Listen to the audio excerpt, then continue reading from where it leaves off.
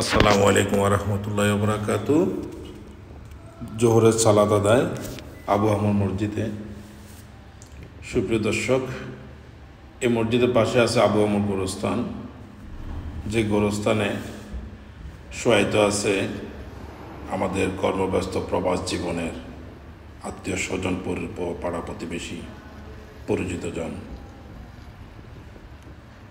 এই রমজান মাস দোয়া কবুলের মাস।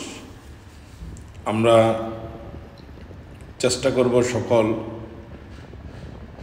মরহুমা আত্মীয় স্বজন, মা বাবা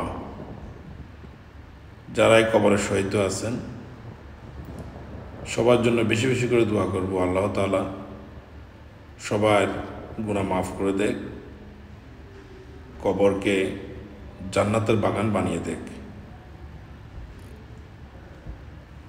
এই দোয়ার মাস রমজান মাস। এই রমজান মাসে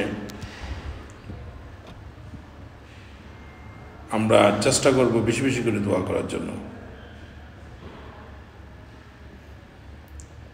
সুপ্রিয় দর্শক,